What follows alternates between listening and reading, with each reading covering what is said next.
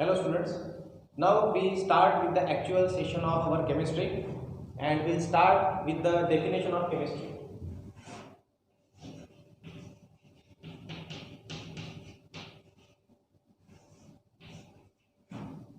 How chemistry can be defined?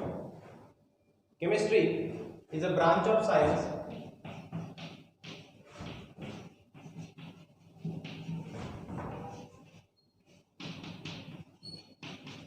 Chemistry is a branch of science that deals with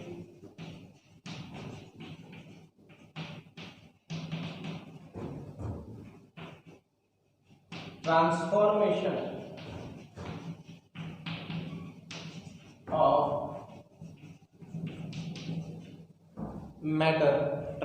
of matter from one form to another. You can define chemistry like this. Chemistry क्या होता है? Chemistry वो branch है science की जिसमें एक material दूसरे material में जब कन्वर्ट होता है, मटेरियल बोले तो मैटर, तो वो मैटर या फिर मटेरियल दूसरे मैटर या फिर दूसरे मटेरियल में कैसे चेंज होता है, उसमें क्या बदलाव आते हैं, बराबर ना? उसमें क्या बदलाव आते हैं, वो बदलाव कैसे आते हैं, बराबर है? तो इसको क्या बोलेंगे हम? दी चेंजेस, क्या चेंजेस आते हैं, and the mode of changes, कौन से चेंजेस आते हैं और चेंजेस किस प्रकार से आते हैं. Also it deals with the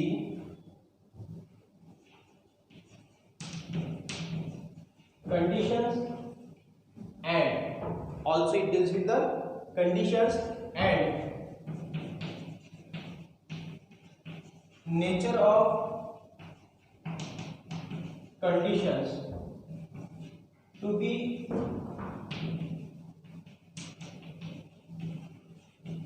implemented for transfer of matter और material.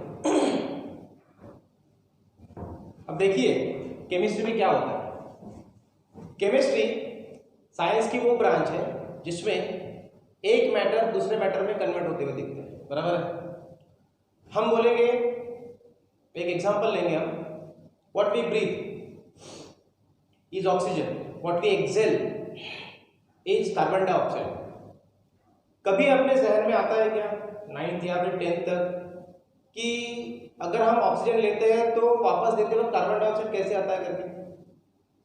Of course we have been studied with the respiratory system in 10th standard. आपके 10वीं में स्टेट बोर्ड और सीबीएसई दोनों में रेस्पिरेटरी सिस्टम दिया हुआ है. आपको पता है कि हम ऑक्सीजन लेते हैं, एयर से फिल्टर करके ऑक्सीजन लेते हैं और सेल में जमा हुआ accumulated carbon dioxide which is obtained by degradation or breakdown of carbohydrate or energy forming material into carbon dioxide, water and certain wastes are also obtained. nitrogenous waste मिलते हैं, उनको बाहर फेंकने के लिए बहुत बहुत अलग अलग तरीका है. उसमें से एक तरीका है एक्सहेलेशन, यानी हम हवा जब बाहर फेंकेंगे थ्रू आवर नॉस्ट्रिल्स तो कार्बन डाइऑक्साइड बाहर देते हैं, लेते वक्त ऑक्सीजन लेते हैं. जो इंसान सबसे पहले सोचा होगा कि यह ऑक्सीजन गैस बनती कैसी है, कितनी क्यूरोसिटी होगी, बराबर है ना? ऑक्सीजन गैस बनती कैसी है. फिर पता चला कि ऑक्सीजन गैस फोटोसिंथेसिस प्रोसेस में, बराबर है ना? फोटोसिंथेसिस प्रोसेस में जब plants, green plants in the presence of sunlight, in the presence of water, in the presence of inorganic material, it produces oxygen and carbohydrate, बराबर है? तो हमें जो लगता है वो अन्न बोले तो फूड, हमें जो लगने वाला है ऑक्सीजन, वो ऑक्सीजन इसका रिच मैन्युफैक्चरिंग या फिर रिच सप्लाई कौन है? Green plants. दूसरा प्रश्न ये है कि क्या प्लांट्स ही ऑक्सीजन बना सकते हैं? मैं बोलता हूं नहीं। क्या प्लांट्स ही ऑक्सीजन बना सकते हैं? Question is not oxygen, answer is not. Oxygen can be prepared by so many veg. जैसे मैं एक एग्जांपल बताता हूं आपको। Mercurius oxide HgO, mercurius oxide को अगर हम हीट करते हैं तो उसका डिकम्पोजिशन होके मर्क्यूरी और ऑक्सीजन निकलता है। यानी ऑक्सीजन सिर्फ प्लांट से नहीं मिलता, ऑक्सीजन मिलने के बहुत सारे तरीके भी हैं।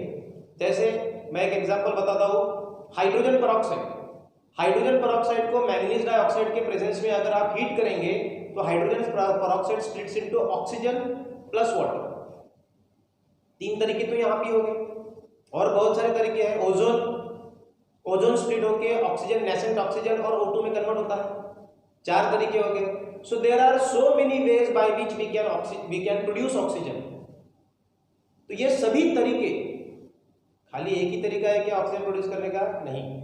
ऑक्सीजन यहाँ पे हम देख रहे हैं कि ऑक्सीजन प्लांट्स भी प्रोड्यूस कर रहे हैं, ऑक्सीजन मर्क्यूरियस ऑक्साइड से भी प्रोड्यूस हो रहा है, ऑक्सीजन ओजोन से भी प्रोड्यूस हो रहा है, ऑक्सीजन हाइड्रोजन परऑक्साइड से भी प्रोड्यूस हो रहा है। So there are so many ways, so many mechanisms, so many methods, so many processes are there to produce oxygen from so many materials.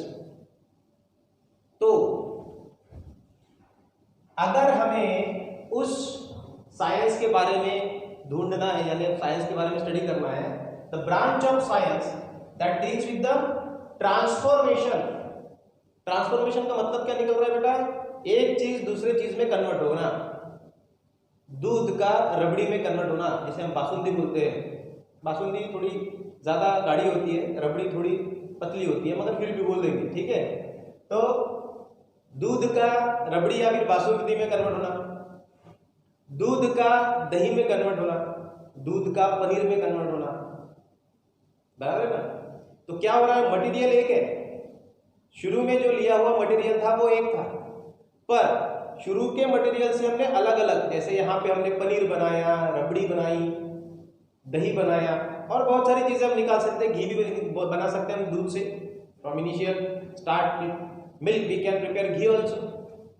So there are transformation of one material into another material. एक material दूसरे material में convert होता है। Question ये होता है कि ये एक मटेरियल दूसरे मटेरियल में कन्वर्ट क्यों होता है और कैसे होता है, बराबर ना? तो वो जो मटेरियल है, वो मटेरियल एक मटेरियल से दूसरे मटेरियल में, यानी कोई भी चीज में मटेरियल, ये चीज इसलिए इस्तेमाल कर रहा हूँ, ये वर्ड इस्तेमाल इसलिए कर रहा हूँ क्योंकि उसके बाद में जो हमने प्रॉपर एक टेक्निकल वर्ड इस्तेमाल किया है, मैटर, इसको भी अपने को डिफाइन करना पड़ता है, बराबर है ना? इसलिए मैं बोल रहा हूँ कि chemistry is the branch of science which deals with transformation of one material to another material. दूसरा क्या बोला था बेटा हमने? एक चीज दूसरी चीज में कन्वर्ट हो रही है। दूसरा बोला है the changes and the mode of changes, also the changes and the mode of changes. मैं बोल रहा हूं कि milk changes and the mode of changes, इसका मतलब ध्यान में रखिए आप। मिल्क अपना पर्पस क्या है? मिल्क से हमें रबड़ी बनाना है, कि मिल्क से हमें पनीर बनाना है, कि मिल्क से हमें कर्ड बनाना है, कि मिल्क से हमें घी बनाना है, बराबर है? ये क्या हो रहा है? मिल्क में चेंजेस हो रहे हैं। All this processes are chemical processes, that is why I am giving the example of milk. नहीं तो आप बोलोगे कि सर मिल्क का कन्वर्जन, तो जो हर कोई चीज अपने को फिजिकली कन्वर्ट होते हुए दिखती है, उसके पीछे केमिकल रिएक्शन रहती नहीं है, ऐसा नहीं रहता है। Everything involve certain chemical changes, कुछ ना कुछ केमिकल चेंज होता है उसमें, पर हम उसको ऑब्जर्व नहीं करते। तो इसीलिए मैंने मिल्क ये देखने वाला एग्जाम्पल है, हमारे इर्द गिर्द हमेशा रहता है, और रोज के तारीख में हम देखते हैं कि घर में मिल्क से हम क्या क्या बना सकते हैं, इसलिए मैं वो एग्जाम्पल ले रहा हूँ, ठीक है? तो चेंजेस, किस प्रकार के चेंजेस हो रहे हैं, बराबर है? और जो चेंजेस है वो कौन से प्रकार से हो रहे हैं, चेंजेस कौन से हो रहे हैं वो भी देखना है, और चेंजेस किस प्रकार से हो रहे हैं वो भी देखना है। जैसे अगर रबड़ी बनाना है तो मिल्क को अपने को क्या करना पड़ेगा, घोटना पड़ेगा, उसको गर्म करना पड़ेगा, उसका इवेपोरेशन करना पड़ेगा। तो जब गाढ़ा बनेगा दूध तो हम बोलेंगे कि रबड़ी बन के तैयार है, बराबर है। अब रबड़ी बनाते वक्त किसी के घर में बादाम बारात डाली जाती है, किसी के घर में काजू, मनुका और चीनी, बहुत सारी इंग्रेडिएंट उसमें डालते हैं, इलायची डालते हैं एज अ फ्लेवरिंग एजेंट।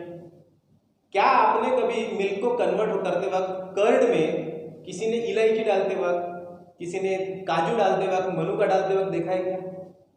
नहीं, क्योंकि जरूरत नहीं है। तो मैं क्या बोलता हूं, चेंज तो हो रहा है, पर चेंज किस तरीके से हो रहा है ये भी देखना पड़ता है बेटा। केमिस्ट्री में changes are taking place, but how does changes are taking place, that is also important task और important factor. Look, mercurious oxide, as I said earlier, mercurious oxide convert होता है ऑक्सीजन और मर्क्यूरी में। हमने रख दिया, आपको लगेगा ये मर्क्यूरियस ऑक्साइड है, रख दिया, थोड़ी देर के बाद में आके देखेंगे कि भाई अरे ये तो जैसे के वैसा है। अरे तो भाई मैंने क्या बोला, मर्क्यूरियस ऑक्साइड को अगर हीट करते हैं, उसको डिकम्पोज करते हैं तो मर्क्यूरी और ऑक्सीजन में कन्वर्ट होता है। पर उसको वैसे के वैसे अगर रखेंगे, हीट ही नहीं देंगे तो डिकम्पोज कैसे होगा? डिकम्पोज कैसे होगा? डिकम्पोज नहीं होगा तो मर्क्यूरी और ऑक्सीजन में वो लिबरेट नहीं होगा, कन्वर्ट नहीं होगा, डिकम्पोज नहीं होगा। इसका मतलब क्या है कि मोड यानी ही कंडीशन के बारे में भी हमें बहुत अच्छी तरीके से ध्यान रखना पड़ता है। अगर हमने कंडीशन की तरफ ध्यान नहीं रखा तो जो चीज चाहिए उससे कुछ अलग ही चीज अपने को मिल सकती है, जो अपने फायदे की भी हो सकती है और अपने नुकसान की भी हो सकती है। फायदे की भी हो सकती है और नुकसान की भी हो सकती है। There are so many reactions जो सेरेंडिपिटी से मिली है, जिसको मैं हमेशा बोलता हूँ अपने स्टूडेंट्स को, happy happenings by chance. Happy happenings by chance इसका मतलब क्या है कि देखिए, हमने एक बंदे का नाम सुना हुआ है, अलेक्जेंडर फ्लेमिंग। ये अलेक्जेंडर फ्लेमिंग कौन बंदा है? Alexander Fleming is that great person who has been discovered with penicillin, बराबर ना। पेनिसिलिन जो मोल्ड थे, यानी हम फंगस के प्रकार है वो, पेनिसिलियम, क्राइसोजेनियम, पेनिसिलियम मोटेटम जो है, इनके प्रकार को ढूंढने वाला सबसे पहला इंसान जो था वो अलेक्जेंडर फ्लेमिंग था। ऑल्दो अलेक्जेंडर फ्लेमिंग ने पेनिसिलिन को आइसोलेट नहीं किया, अलेक्जेंडर फ्लेमिंग के जो स्टूडेंट थे या फिर उनके अनुयायी थे, उनके फॉलोअर्स थे, उन्होंने पेनिसिलिन को सेपरेट किया। पर अलेक्जेंडर फ्लेमिंग ने दुनिया को सबसे पहले बताया कि एक सूक्ष्म जीव से बना हुआ पदार्थ दूसरे सूक्ष्म जीव को मारने की ताकत रखता है। उसको बोलते हैं antibiosis, against the life. Means the substance और the chemical substance which is released by one microorganism is able to kill another microorganism. Okay, उसमें क्या हुआ था? फंगस ने बैक्टीरिया को मारा था, फंगस ने बैक्टीरिया को मारा था, बराबर है। So that leads to a separate branch of anti microbial agents. आज के तारीख में एंटी माइक्रोबियल एजेंट, आप एक वर्ड डाल दीजिए गूगल पे सर्च करने के लिए, so you will find thousands of molecule which can work as anti microbial agent. But वो जो डिस्कवरी थी, वो जो हैपनिंग थी, it was by chance, it was by accident, that is why it is called as serendipity. तो वैसे ही बहुत सारे केमिकल रिएक्शंस हमें बाय चांस मिली, बराबर है। बहुत सारी रिएक्शंस इंटेंशनली बनवा के लाई अपने, बराबर, पर वो रिएक्शंस को कैसे कैरी करना उसको बोलते हैं मोड, बराबर है। दूसरा, also it deals with the conditions. ये मोड यानी इस प्रकार से, और conditions and nature of the conditions. कौन सी कंडीशन हमें अप्लाई करना है, कौन सी कंडीशन हमें अप्लाई करना है, और उस कंडीशंस का नेचर कैसा होगा। टेम्परेचर अप्लाई करना है। आप बोलेंगे सर दोनों तो एक ही समान लग रहा है, कंडीशन अप्लाई करना और नेचर ऑफ कंडीशन। हीट करना है, बराबर है ना। हम एग्जांपल देंगे, हीट करना है। हमें बहुत सारे बच्चों को गर्म रोटी चाहिए खाने के लिए। अब मुझे भी कभी कभार हो जाती है इच्छा, हमारी भी, क्योंकि कैसा है हमारा वर्क कल्चर, ऐसा रहता है, वर्क पैटर्न ऐसा रहता है कि बहुत बार ऐसा होता है कि खाना पक जाता है, पूरा ठंडा हो जाता है, उसके बाद में हम खाने को जाते हैं, बराबर है ना। भाई पेट है, उसको संभालने के लिए काम करना पड़ता है, और काम करने के लिए अपने को यहाँ पे वक्त देना पड़ता है। वक्त दिया तो उधर बच्चे रुकते नहीं है, बीवी खाना बना के परोस के रख देती है, और फिर आओ फिर बोलते हैं कि भाई खाना खाना है कि नहीं, खाना खाना है कि नहीं, ये भी कोई क्वेश्चन होता है? खाना तो है, जैसा मिलता है वैसे खा लेना पड़ता है, बराबर। पर जब हम रोटी को सेकते हैं, मम्मी रोटी को सेकते वक्त कैसे सेकती है, या फिर कोई भी, अभी मैं एग्जांपल मम्मी का नहीं दे सकता, मुझे एग्जांपल मेरी बीवी का देना पड़ेगा। मेरी बीवी जो है रोटी सेकते वक्त कैसे सेकेगी, या फिर आपकी मम्मी रोटी सेकते वक्त कैसे उसको ये करेगी, पकाएगी, उसको रख देगी, हीट तो करना है, ये बर्नर लगा दिया भूम भूम करके, थोड़ी देर के बाद में क्या होगा, रोटी जलने लगेगी, बराबर है। हीट करना, इतना वर्ड काफी नहीं रहता है, कितना हीट करना ये देखना पड़ता है, बराबर ना बेटा। अगर ज्यादा हीट करेंगे तो रोटी जल जाएगी, फिर चाय कोयला बन जाएगी, बराबर ना। चाय रख दिया हमने, उसको उबालना है, उबाल के वो पूरा खत्म भी होने को आया, विस्कस होते रह गया, और उसके बाद में क्या बनेगा, वो कोयले के समान हो जाएगा, बराबर ना। तो हीट करना कंडीशन, कितना हीट करना nature of condition. Heat the water, heat the water up till it becomes hot. Hot बोले तो 60 डिग्री 65 डिग्री, बराबर है, यानी हाथ दिए बराबर, थोड़ा सा ऐसा लगने को ना हो, कड़क एक पानी करके।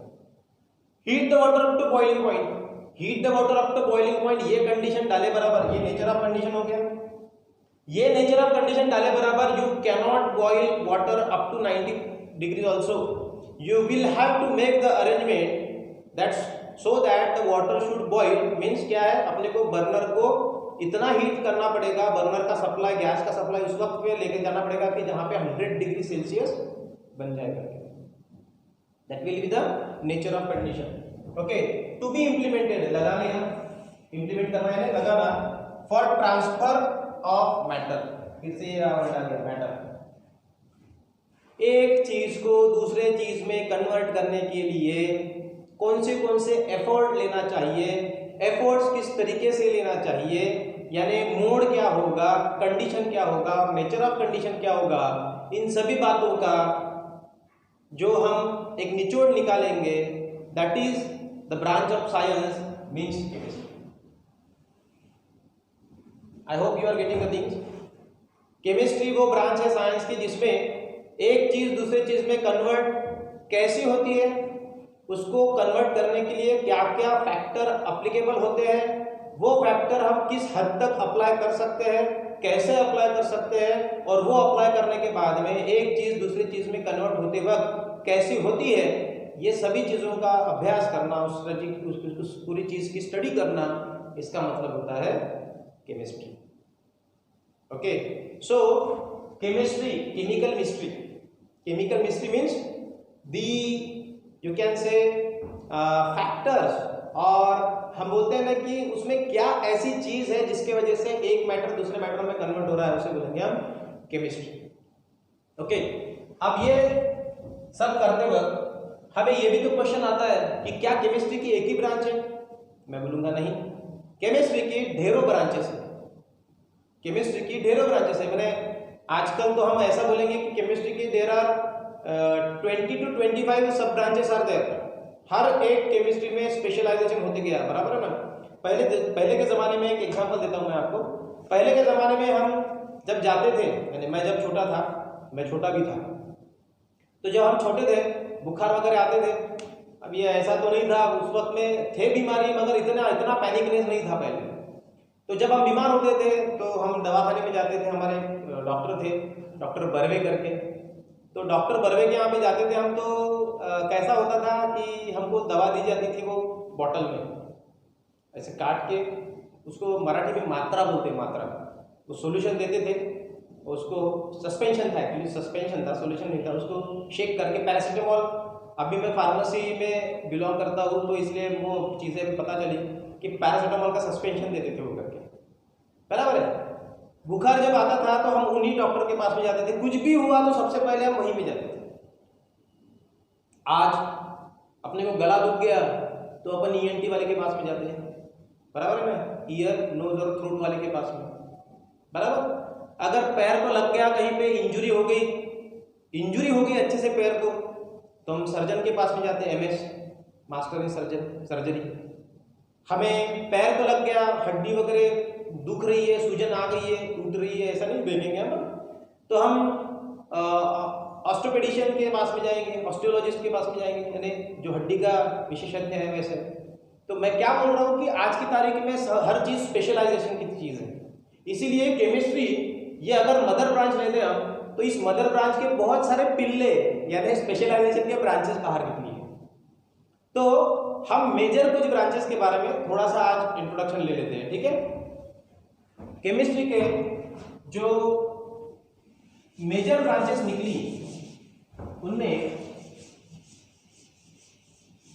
आई होप कि आपने आपके पास में पेन और कॉपी रखी है। मैंने पहले सेशन में बताया था कि जो कोई भी सेशन आप देख रहे हैं whether be maths, physics, chemistry और बायो, आपको एक पेन और कॉपी रखना है आपके साथ में, और जो पॉइंट्स हम बताते जाते हैं उसको उतार लेना है, वीडियो को बार बार देखना है, समझ लेना है। अगर आप चीज़ों को समझेंगे नहीं तो उसको याद रखने, हर चीज़ याद रखना नहीं चाहिए, याद तो रखना ही पड़ेगा अगर लिखना है तो, पर समझ के याद रखिए, ऐसा बोल रहा हूं मैं, ठीक है। Now next,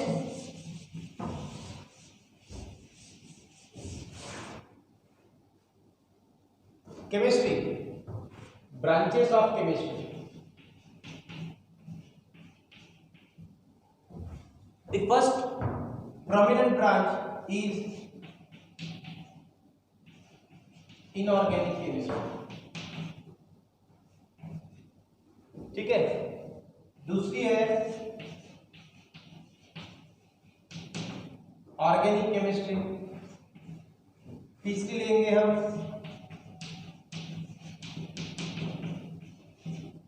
physical chemistry,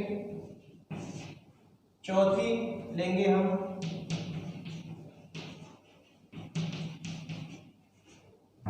biochemistry, और आज के तारीख में बहुत ज़्यादा इंपॉर्टेंट हो गई है वो एक ब्रांच ले लेते हैं हम nuclear chemistry.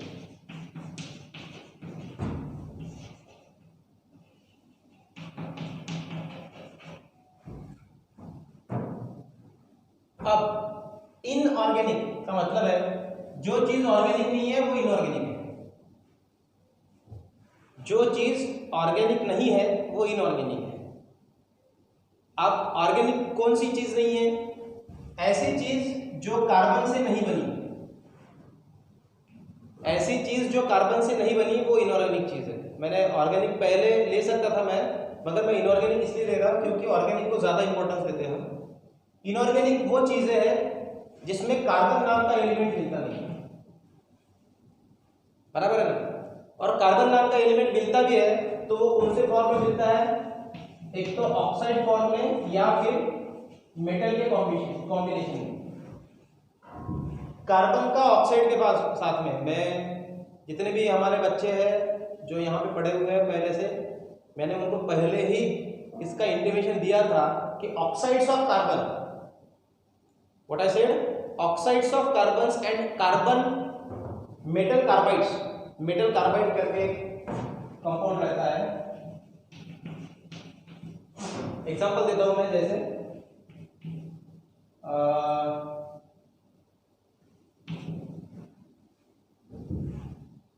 Sodium carbide, calcium carbide, यानी मेटल का कार्बन के साथ में जो कॉम्बिनेशन रहेगा, what I said, the combination of metal with carbon is called as metal carbide, और combination of carbon with oxygen as like carbon monoxide, carbon dioxide या फिर कार्बोनेट। ये ऐसी मॉलिक्यूल्स है, ये ऐसे मॉलिक्यूल्स है जिसमें कार्बन अपीयर होता है, बराबर है। इन मॉलिक्यूल्स में कार्बन अपीयर होने के बावजूद भी ये इनऑर्गेनिक है, ये ऑर्गेनिक नहीं है। इसके अलावा ऐसा कोई भी एलिमेंट, इसके अलावा ऐसा कोई भी मॉलिक्यूल जिसमें कार्बन नहीं दिखता है उसको डायरेक्टली आप बोल सकते हैं कि ये इनऑर्गेनिक है। जैसे एग्जांपल देता हूं मैं, HCl, HNO3, H2SO4, है क्या कोई यहाँ पे कार्बन? नहीं है। NaOH, K2Cr2O7, KMnO4, बराबर है. So there are so many molecules in which carbon does not appear.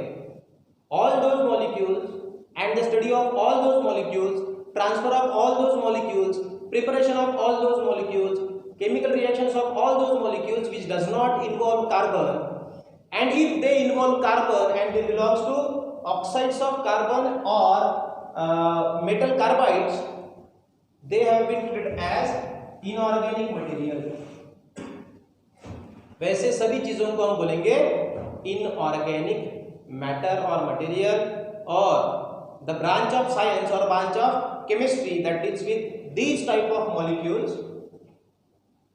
The branch of chemistry that deals with these type of molecules which contains carbon in oxide form, carbon with combination of metal, or those which does not contain carbon as an element or carbon as their part of their molecule is called as inorganic chemistry. Clear बेटा? तो inorganic chemistry में हम carbon से अलावा किसी भी molecule के बारे में स्टडी करेंगे. ठीक है.